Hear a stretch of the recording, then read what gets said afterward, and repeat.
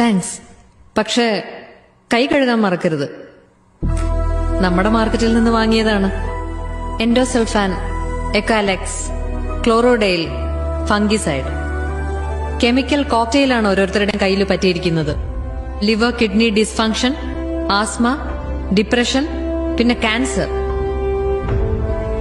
Please be very sure that you wash your hands.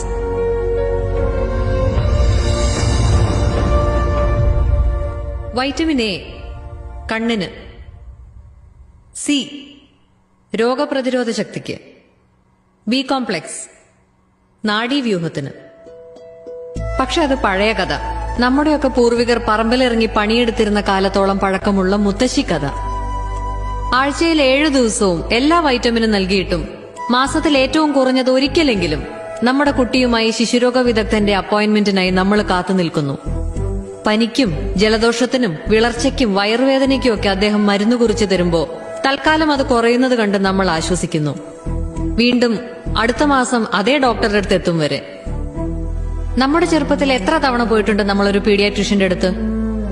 എത്ര തവണ absent mark ചെയ്തിട്ടുണ്ട് നമ്മുടെ സ്കൂൾ അറ്റൻഡൻസ് രജിസ്റ്ററിൽ? 2, അങ്ങേ അറ്റം 3. ഇന്ന് അതല്ല കണക്ക്. വൈറ്റമിൻ എന്ന് വിശ്വസിച്ച് നമ്മൾ കൊടുക്കുന്ന ഭക്ഷണത്തിൽ അതിന്റെ അളവ് കാണാൻ കഴിയാത്തത്ര കുറവ്. അതിനേക്കാളേറെ ആ ഭക്ഷണത്തിലുള്ളത് വിഷമാണ്. ആത്മഹത്യക്ക് ഉപയോഗിക്കുന്ന ഫ്യൂരിഡാനും കാസർഗോഡ് മാത്രമാണുള്ളതെന്ന് നമ്മൾ കരുതുന്ന എൻഡോസൾഫാനും നീണ്ട ലിസ്റ്റിലെ 2 പേരുകൾ മാത്രം. വളർച്ച മുരടിക്കും, ഓർമ്മക്കുറവുണ്ടാകും, ഏകാഗ്രത നശിക്കും. മാർക്ക് കുറയുന്നതിൽ കുട്ടികളെ മാത്രം കുറ്റപ്പെടുത്തരുത്. മക്കളുണ്ടാവാൻ ധ്യാനത്തിനും തീർത്ഥാടനത്തിനും പോകുന്ന ദമ്പതികൾ കാരണം തേടി ദൈവത്തോളം ചെല്ലണമെന്നില്ല. പൊള്ളാച്ചിയിലെ മൈസൂരിലെയും കൃഷിസ്ഥലങ്ങളിൽ അതിനുള്ള ഉത്തരം കിടപ്പുണ്ട്. കേരളത്തിലേക്ക് അയക്കുന്ന പച്ചക്കറികളിൽ കുത്തിവെക്കുന്ന ഹോർമോണുകളുടെയും ആന്റിബയോട്ടിക്കുകളുടെയും രൂപത്തിൽ. കണക്കുകൾ അവിടെയും തീരുന്നില്ല. 50% കഴിഞ്ഞ 10 വർഷത്തിനിടയിൽ കേരളത്തിലെ ക്യാൻസർ ബാധിതരുടെ വർധനാ നിരക്ക്. ഇവിടെ ഇന്ന് ഈ കൂടിയിരിക്കുന്ന നമ്മുടെ ബന്ധുക്കളിലോ പരിചയക്കാരിലോ ഒരാൾക്കെങ്കിലും ക്യാൻസർ ഉണ്ടായിട്ടുണ്ടെന്ന് അർത്ഥം. ആ എണ്ണം ഇനിയും കൂടുമെന്നതും പ്രൂവൺ സ്റ്റാറ്റിസ്റ്റിക്സ്.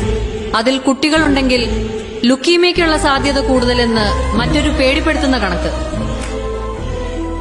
ഇല്ല സർ, ജിമ്മിൽ കൊടുക്കുന്ന പണം കൊണ്ട് മാത്രം ആ പട്ടികയിൽ നിന്ന് ഒഴിവാകാൻ പറ്റില്ല. അതിന് ആഹാരം നന്നാവണം. ആഹാരം നന്നാവണമെങ്കിൽ വേറെ ഒരു കുറുക്കുവഴിയുമില്ല. വീണ്ടും മണ്ണിലേക്ക് ഇറങ്ങണം. ഒരൊറ്റ ബാൽക്കണി, ഒരൊറ്റ ടെറസ്, അല്ലെങ്കിൽ 1/2 സെന്റ് ഭൂമി.